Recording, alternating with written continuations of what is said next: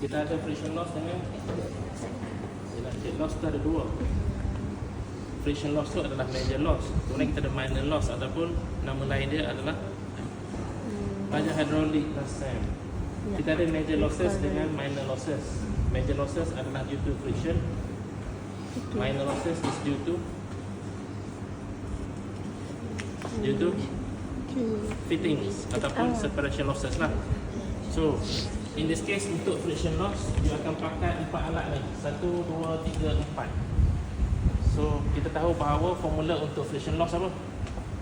HF tu dia punya simbol dia. FL V square over 2GD.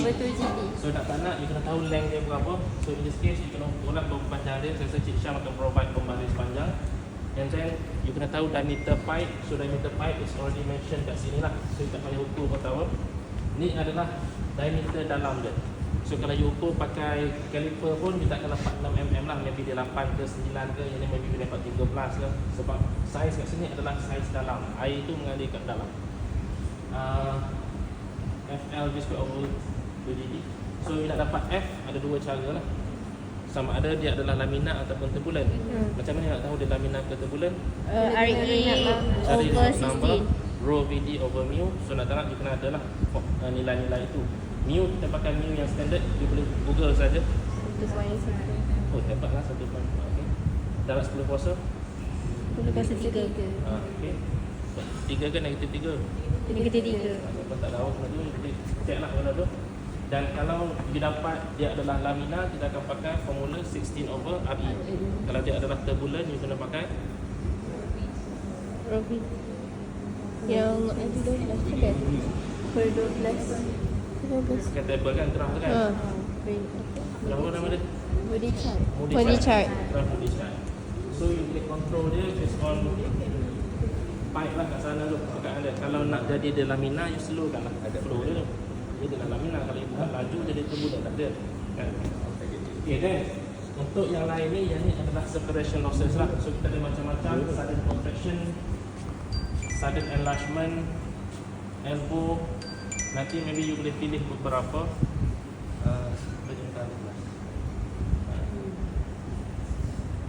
valve dan sebagainya lah. Saya rasa nanti Cik Isyam suruh pilih 3. Setiap group pilih 3, mana-mana pun boleh. Dan formula kalau untuk separation losses apa pula? H sama dengan separation losses KV square over 2G kan. So untuk nilai K standard lah. Yang tu you boleh google je. Tapi tengok balik slide hidrolik semester lepas. So kalau gate valve berapa nilai K dia, kalau cloak valve berapa. Kalau untuk sudden enlargement dengan sudden contraction dia ada formula dia kan. You kena pakai yang V2 minus V1 tadi tu lah. Jadi you pilih mana you nak buat, suka hati. Alright. Benda ni nanti you akan control, you akan dapat nilai head loss tu daripada kat kanan dia punya meter tu, differential meter tu. So you kena letak ni betul-betul kat mana you nak cari. Contoh, kalau you nak cari untuk 90 degree bend. So satu you kena letak sebelum 90 degree. Satu lagi you kena letak selepas 90 degree. Sebab kat sini dia akan measure dia punya pressure difference dia between this point dengan this point. So kalau you letak satu kat sini, salah lah. Sebab in this case sebenarnya pressure tu dah, losses dah berlaku dua lah. Satu disebabkan oleh one, satu lagi adalah bend. So you letak ni kena make sure betul-betul kat mana you nak cari. And then satu lagi you have to control bukaan ni. Contoh, kalau macam ni maksudnya air tu buka, kalau macam ni tutup.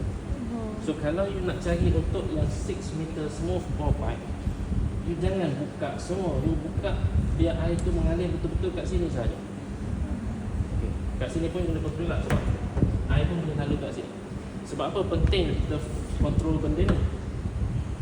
Sebab kita ada formula Q dalam equation kita tu. Dan kalau kita buka air tu besar, banyak, so sebenarnya Q tu besar. Tapi friction loss yang di measure kat situ sahaja. Boleh? Faham? Boleh. Alright, so kita pergi ke belakang.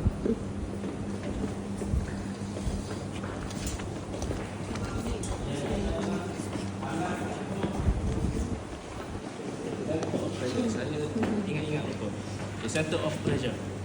Dan kita punya point of concern, you tak payah consider dia punya quadrant dia. You consider dia punya plane kat sini saja. Sebab kita study plane surface ni saja. As if you masa fluid mechanics dulu, you nampak macam satu soalan, ini air, kemudian ada satu part segi kat bawah. So kita consider plate ini saja. Dia tenggelam sama ada dia ada dua condition, fully submerged dengan partially submerged, partially immersed. So kalau air tu berada kurang daripada yang maksimum ni, so dia dianggap sebagai condition fully kurang daripada ni. Partially lah kan. Tapi kalau dia lebih tu dia adalah fully. So formula dia berbeza kan. Kalau you nak pakai formula masa fluid mechanics dulu pun boleh. Tapi kalau you nak pakai formula yang dalam lab manual pun better lah kan. Sebab at the end kita akan test based on yang formula dalam lab manual lah. Lab manual tu formula tu dah disimplify. So dia akan ukur adalah daripada kat sini, nanti Cik Isha akan explain. Next, ni adalah untuk eksperimen fluid properties. Ada 3 benda yang kita nak cari kat sini. Yang pertama adalah density. Density you akan pakai 2 method. Yang pertama kita pakai beaker method. Ni kat sini pun kita dah adakan dia punya volume. Density formula mass over volume. So bila kita macam mana nak dapat mass? Timbang lah. So timbang ada kat belakang. So kita kena kira mass divided by volume. So volume ada kat sini. So ni kalau kita pakai beaker. Tapi bear in mind, beaker bukanlah alat yang sesuai untuk kita measure. So contoh density air berapa? Biasa 1000. So bila you pakai beaker, kita expect you akan dapat nilai dia mungkin 920, mungkin 1040. Sebab benda ni approximate. Nama benda tu approximate kan. Tapi satu method lagi kita boleh pakai benda ni. Apa nama dia? Density bottle. So density bottle ni dia punya volume ni memang dah di measure accurately lah. Sepatutnya benda ni pun kita tak boleh tukar-tukar. So kalau benda ni adalah untuk botol ni lah, maknanya dia dah di measure, di calibrate accurately.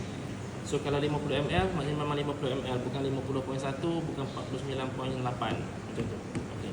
So bila you pakai alat ni, supposedly you dapat nilai dia lebih menghampiri 1000 untuk air. So for this case kita akan pakai dua fluid, air dengan minyak. Okay, settle untuk density. Kita akan measure specific gravity menggunakan alat ni. Alat ni kita panggil apa? Ini kena berhati-hati, ada sebijiknya. Kalau pecah ni, student sekelas ni dah tak boleh pakai dah. Tapi dalam lab soil kan ada. So ni adalah nama dia. So hydrometer. Apa fungsi hydrometer? Temperature. Apa fungsi hydrometer? Temperature. Apa fungsi hydrometer?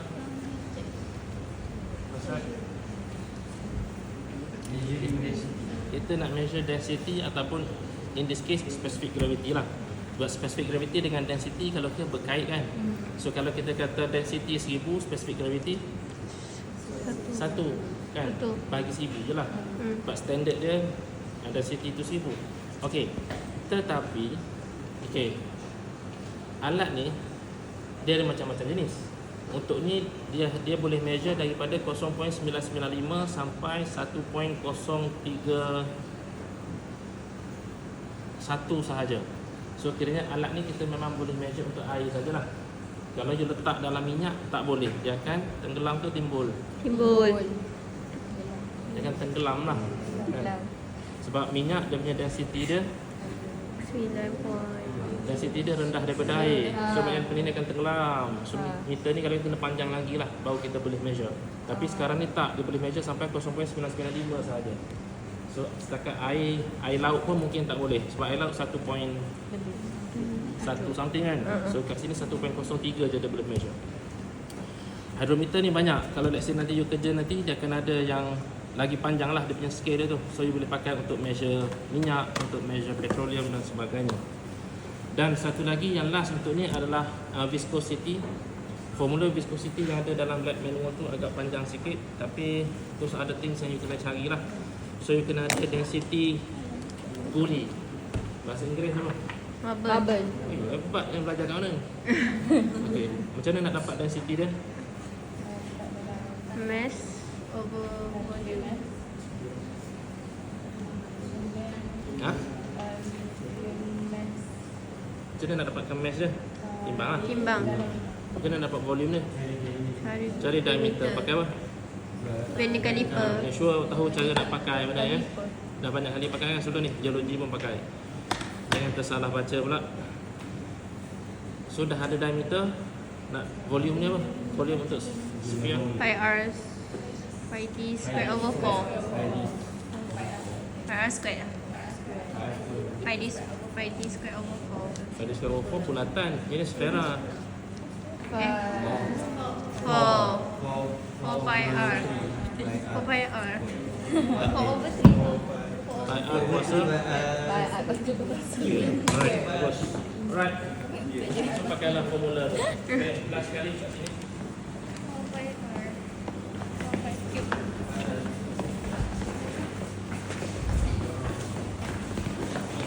Ini adalah alat untuk kita check Bernoulli equation. So sekali lagi saya tanya, minggu lepas dah tanya, Bernoulli equation tu untuk check apa? Apa Bernoulli kata? Nasihat water. Apa dia? Conservation of energy. Total heat ataupun total energy contributed by 3 benda. Satu adalah dia tu pressure. Pressure. Satu lagi dia tu Elevation. pressure heat, velocity heat. Satu lagi adalah elevation. Dan in this case, elevation tu is measured from that term kan. Dan pipe kita ni horizontal. So nilai Z dia tu semua sama lah. Zero. So kita ada dua saja, iaitu pressure head dengan velocity head. So macam mana kita nak dapat velocity head? V squared over 2G. So kita kena ada velocity lah. Macam mana nak dapat velocity? Salah satu dia, kita kena tahu berapa dia punya diameter dan berapa dia punya flow rate. Q sama dengan AV. AV kan. So you nanti you akan measure dia punya flow rate, you bahagi dengan dia punya cross sectional area, you akan dapat dia punya velocity lah. And then untuk pressure head, dia adalah formula pressure head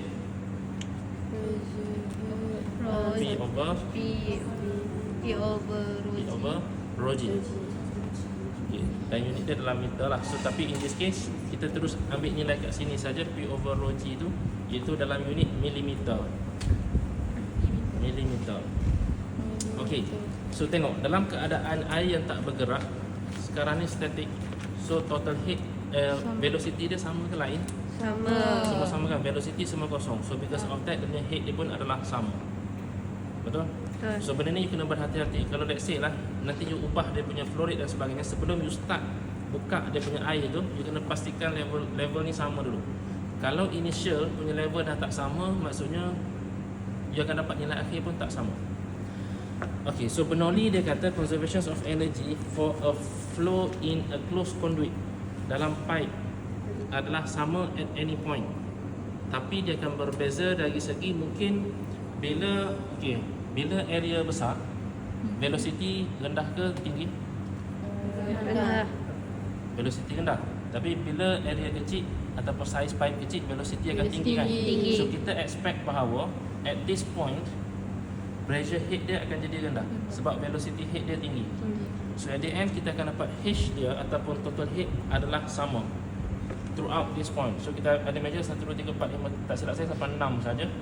So H1 sama dengan H2, H3, H4, H5, H6 supposedly. Faham? Tetapi nilai dia akan berbeza di setiap point disebabkan bila air tu mengalir, velocity dia tak sama. So pressure head dia pun takkan jadi sama lah. Bila velocity head tinggi, pressure head rendah. Bila velocity head rendah, pressure head akan jadi tinggi. Dia terbalik. Tapi total head should be the same. Considering that there will be some friction in pipe ataupun ada contraction juga, ada expansion juga, so there might be some losses. So it is acceptable kalau dia punya total head tu berkurang sikit. Tapi disebabkan oleh size ni sebenarnya sangat pendek, kecil. So sebenarnya minimal. Supposedly you akan dapat nilai total head nanti sama ada sama ataupun berkurang. Kalau you dapat nilai total head tu bertambah, it means that something wrong lah with your calculation. Boleh? Boleh. Alright. So itu saja dari saya.